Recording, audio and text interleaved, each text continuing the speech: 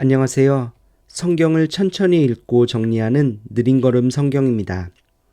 오늘은 레위기 5장 함께 보겠습니다. 누구든지 증인 선서를 하고 증인이 되어서 자기가 본 것이나 알고 있는 것을 사실대로 증언하지 않으면 죄가 되고 그는 거기에 대하여 책임을 져야 한다.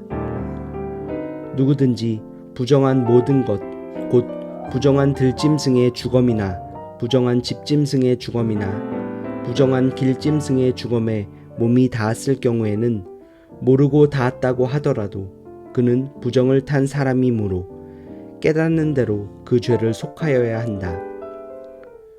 그가 사람 몸에 있는 어떤 부정한 것, 곧 그것이 무엇이든지 그를 부정하게 할 수 있는 것에 몸이 닿을 경우에 그런 줄을 모르고 닿았다고 하더라도 그는 부정을 탄 사람이므로 깨닫는 대로 그 죄를 속하여야 한다.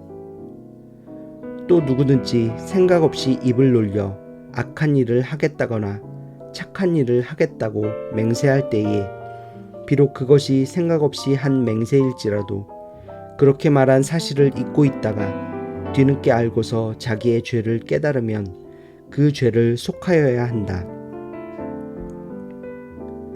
사람이 위에서 말한 것들 가운데서 어느 하나에라도 잘못이 있으면 그는 자기가 어떻게 죄를 지었는지를 고백하여야 하고 자기가 저지른 죄에 대한 보상으로 주에게 속건 제물을 바쳐야 한다. 그는 양떼 가운데서 암컷 한 마리나 염소떼 가운데서 암컷 한 마리를 골라서 속죄 제물로 바쳐야 한다. 제사장이 속죄 제물을 바쳐서 그의 죄를 속하여 주면 그는 용서받는다.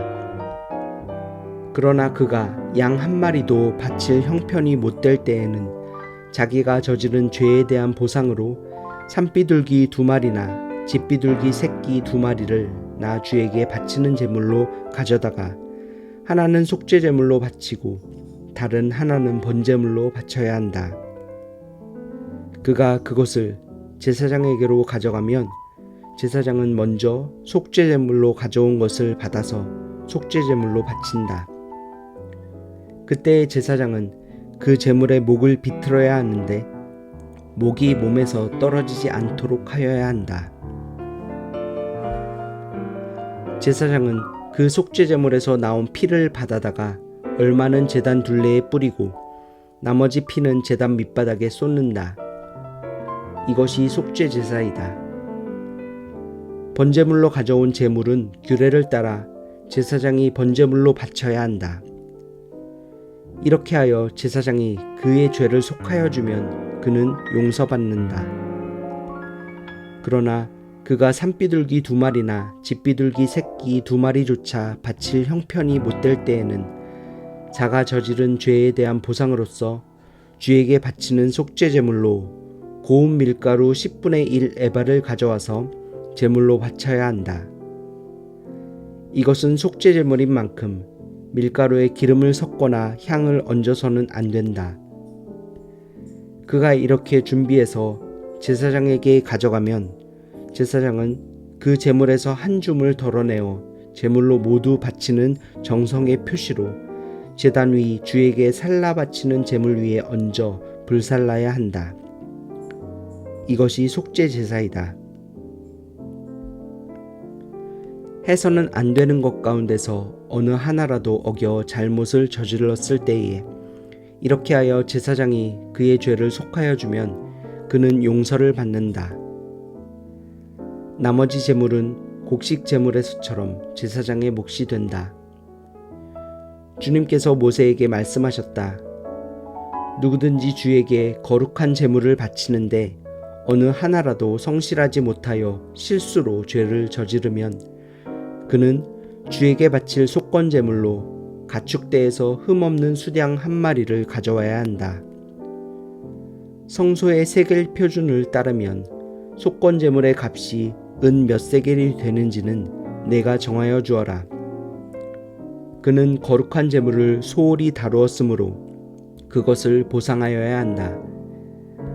그러려면 그는 자기가 바쳐야 할 것의 5분의 1을 보태어 그것을 제사장에게로 가져가야 한다.